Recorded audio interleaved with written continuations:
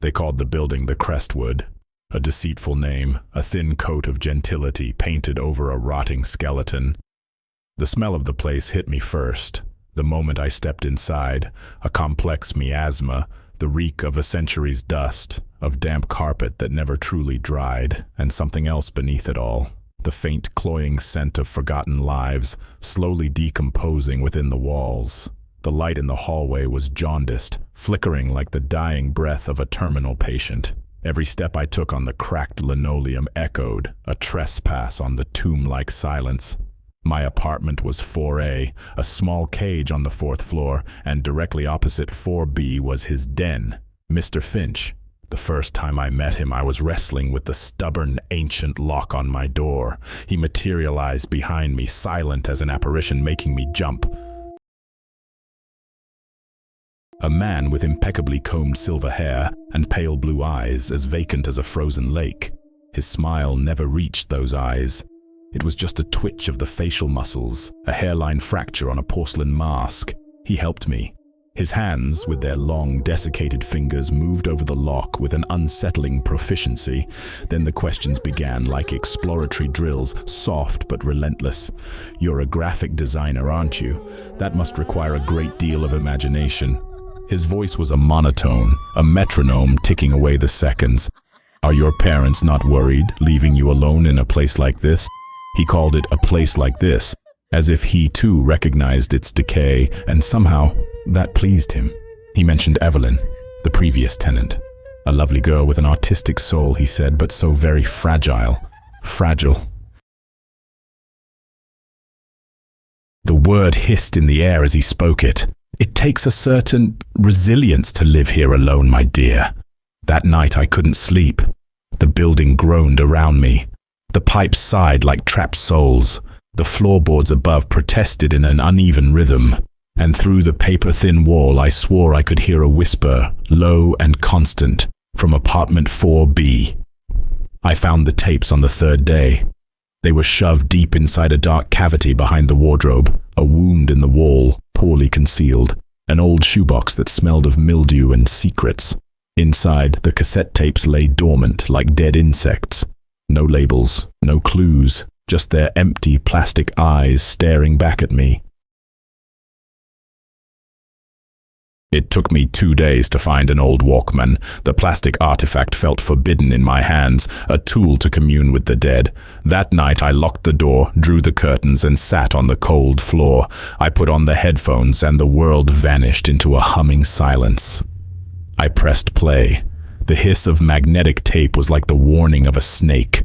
Then Evelyn's voice emerged from the static. At first it was bright, filled with the warped hope of a young woman tasting freedom. She talked about paint colors, about a new coffee shop, about her unbelievably kind neighbor, Mr. Finch. "He's just wonderful. He seems to know everything about me." Then, her voice changed. A tremor crept in. "He brought me some tomato soup today. He said it was good for an iron deficiency. How did he know I was anemic? I've never told anyone."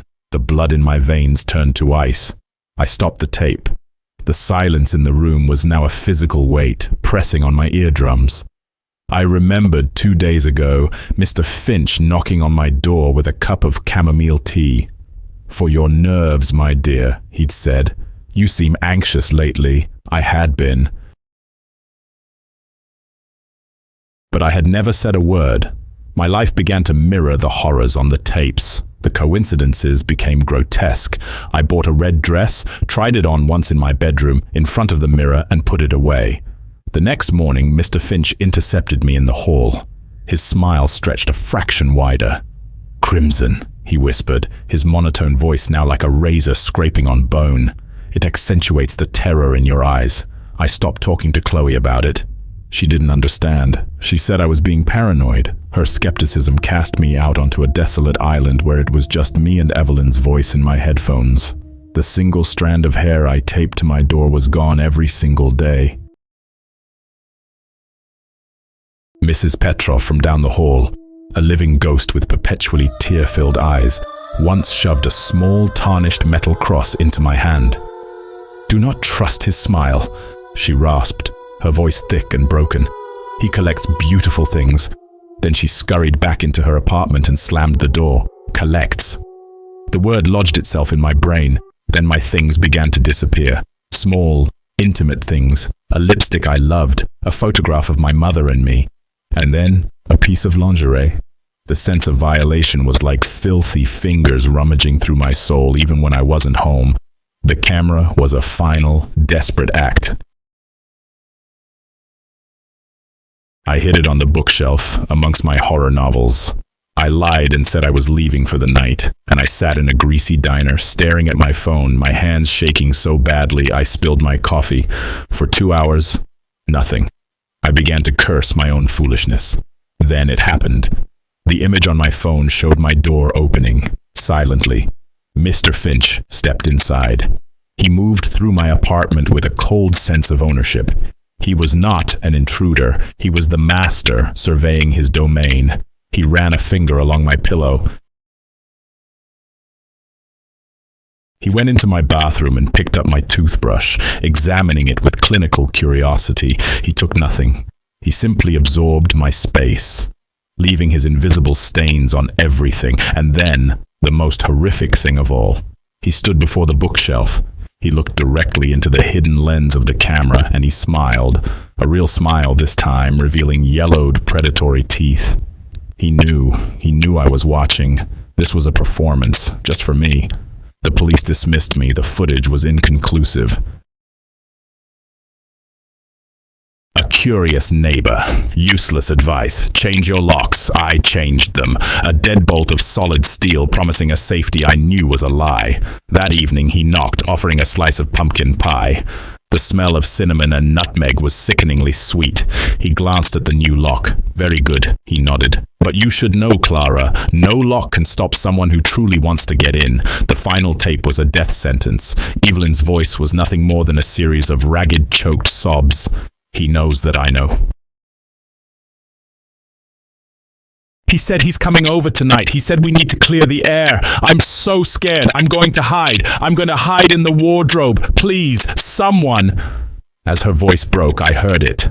A metallic click from my own front door. In my headphones, I heard the sound of Evelyn's door being smashed open, his footsteps, the sound of him calling her name, sweet as poison, and then the sound of a closet door being ripped from its hinges. A scream that tore through my headphones, a sound of pure, absolute horror, the sound of a soul being shredded. The scream was cut off abruptly, and in that exact same instant, my steel deadbolt made its final, soft click. My door swung open. He stood there, silhouetted against the dark hallway. The entire play was over. No more smile, no more pretense of kindness, only the empty, predatory eyes and the triumphant silence of the victor. I didn't scream. There was no air left in my lungs. A primal instinct, deeper than fear, took over. I grabbed the heavy Walkman and threw it with all my might. The sound of metal on bone was a dry, satisfying crack. He staggered. It was all the time I needed. I bolted out into the pitch-black hallway.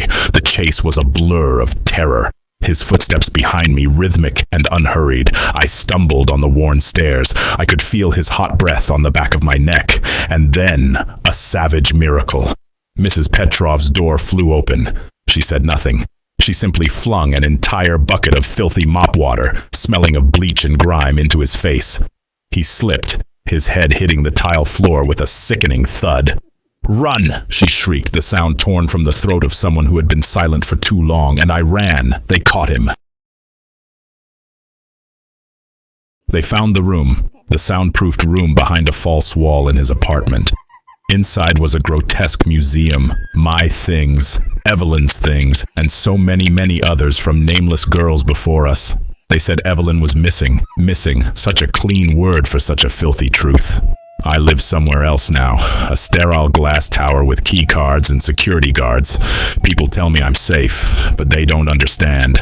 The monster doesn't just live at the Crestwood.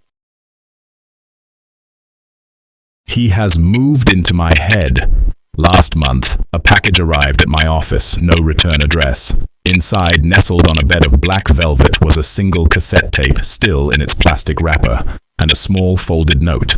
On it, one line of neat, terrifying script. The game isn't over. I burned it. I watched the flames lick at the plastic, twisting it into a shrunken, blackened claw. But I can't burn away the fear. Every night in the silence of my expensive apartment, I can still hear the hiss of magnetic tape. I can still hear Evelyn scream. And sometimes, if I listen closely, I can hear my own footsteps, pacing back and forth, endlessly. Because I know, no matter how far I run, no matter how many locks I install, I will never ever be alone again.